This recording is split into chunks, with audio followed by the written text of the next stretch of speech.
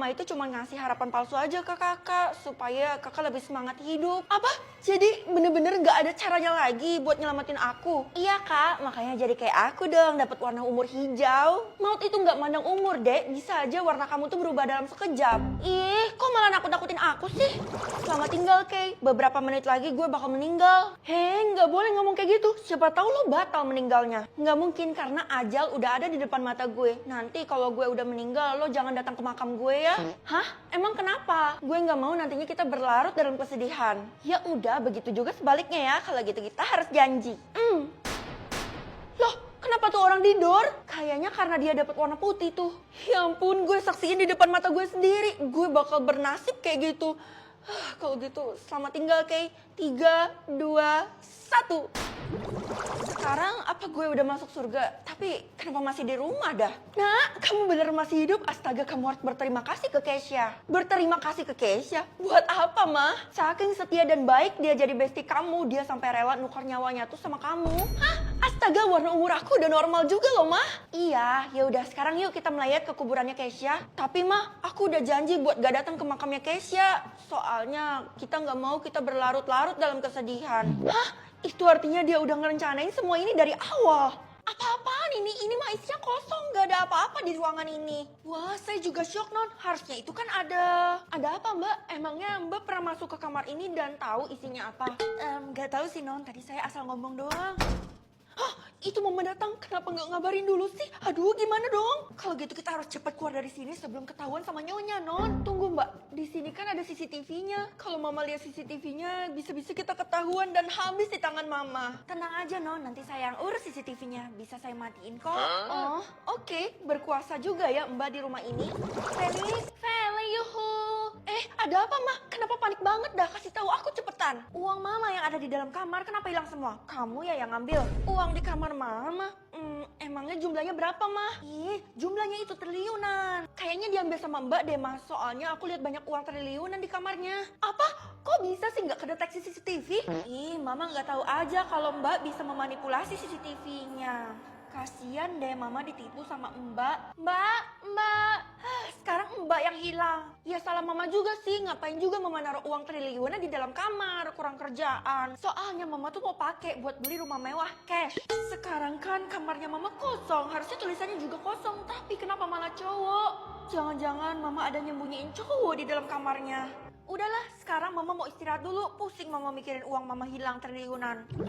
Mbak, aku tahu kamu nyuri uang triliunan mama kan? Kamu harus balikin cepetan sebelum mama murka. Ya non, saya sudah masukin semua uangnya itu ke bank dan mulai sekarang saya berhenti kerja. Apa mbak bilang? Astaga, ini nggak boleh terjadi mbak. Dan saya juga nggak bisa laporin hal ini ke mama karena nanti saya juga kena imbasnya. Maka dari itu saya manfaatin kamu.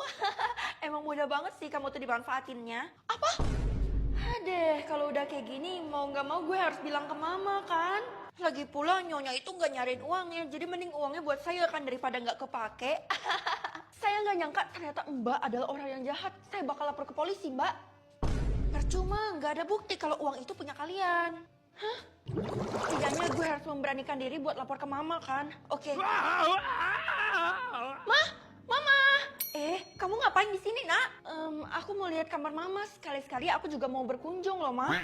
Mama kan udah bilang ke kamu berkali-kali kalau kamu nggak boleh masuk ke kamar ini. Tapi, Ma, ada sesuatu yang stuck di pikiran aku. Kenapa Mama nggak peduliin uang triliunan Mama yang hilang itu? Setelah Mama pikir-pikir, ya udahlah, anggap amal aja sama tuh orang. Mungkin dia lagi butuh. Udah ya, Mama sibuk. Tunggu, Ma. Mama ada bawa orang ke kamar ya? Soalnya tadi aku dengar teriakan. Nggak ada. Jangan ngarang deh kamu. Sekarang udah jam 3 pagi dan semua orang pasti udah bobo kan? Ini kesempatan gue buat masuk ke kamar mama tanpa ketahuan. Ih, beneran kosong. Ternyata penglihatan gue yang tadi nggak salah. Jangan-jangan mama masih punya ruang rahasia di sini. Tapi di mana ya? Oh, itu dia. Ih, ini kan tangga. Berarti di bawah sana ada ruang bawah tanah. Gue baru tahu di rumah gue ada ruang bawah tanah. Jangan-jangan mama nyembunyiin selingkuhannya di bawah sana. Astaga, mama. Kamu ngapain kesini? Ma, aku mau. Ya elah, pasti kamu udah curiga ya. Ya udah, kalau gitu mama bakal tunjukin ke kamu. Hah? Tunjukin apa, Ma? Oh, cowok itu ya? Udah, kamu ikut aja sama Mama dulu.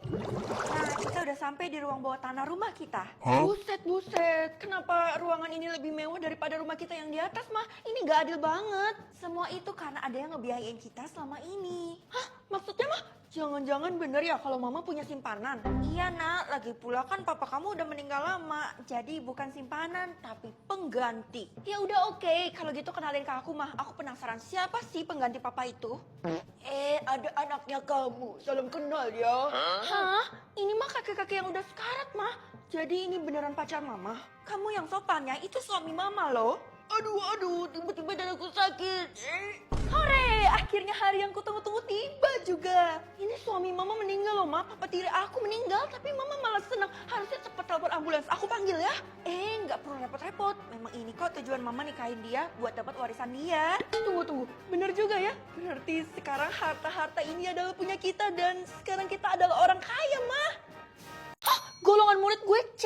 Pantas saja golongan murid kamu tuh lama munculnya. Ternyata karena rendah itu artinya kamu pantas untuk direndahkan. Tapi gue yakin golongan gue yang sebenarnya bukan C.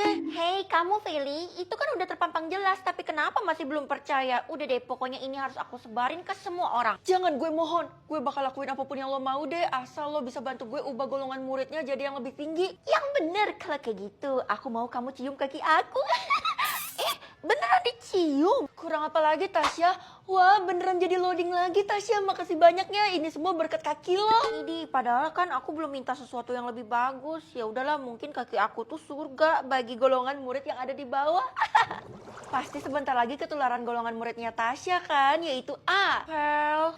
Keisha, bukannya lo udah meninggoy? Iya, lo orang pertama yang gue tampakin diri. Lo harus bisa bertahan ya, karena lo golongan murid satu-satunya yang ada di dunia ini. Kenapa cuman gue yang harus bertahan? Semua orang yang dapat golongan C udah meninggoy, Pel. Udah jadi arwah. Seriusan lo? Tapi golongan murid gue sekarang udah bukan C lagi. Gue mohon bantuin kita perjuangkan keadilan buat golongan murid C.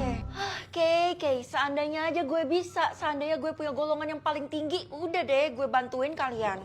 Golongan murid gue sekarang B, ini artinya gue gak akan direndahkan dan gue gak akan dihormatin juga. Gawat, sekarang golongan murid B diburu, kasarnya harus dihabisi. Lah, bukannya yang harus meninggoy itu cuma golongan murid C, masa B juga? Karena sekarang golongan C itu udah lenyap jadi gantian giliran golongan B. Aduh, kalau gitu kita harus sembunyi, Del. Udah gak ada waktu buat sembunyi lagi karena sistem bisa mendeteksi semuanya.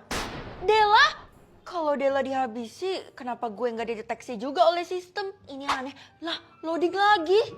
Nak, kamu udah makan bekal yang Mama kasih kan? Oh, yang bikin geli-geli lambung itu mah. Udah. Kamu tuh nggak boleh nyepelin bekal yang Mama kasih itu karena itu adalah jimat kan? Iya, makasih Ma karena udah kasih aku jimat. Tapi sekarang golongan murid aku tuh masih B, bukan A. Kok aneh ya? Harusnya manjur. Iya udah nih Mama kasih lagi. Kamu makan yang warna hitam. Alasan Mama ngasih aku jimat-jimat ini untuk apa sih, Ma? Nanti kamu juga tahu sendiri setelah menyelesaikan semua ini. Nyelesain? Udah kayak di dalam sebuah game aja, Ma. Dia akan bereaksi besok pagi. Jadi besok subuh-subuh kamu tuh udah harus ke sekolah untuk memunculkan golongan murid yang asli. Anyong, kok serem juga ya nih sekolah kalau subuh-subuh. Feli, ratu sejagat yang kupuji dan kupuja.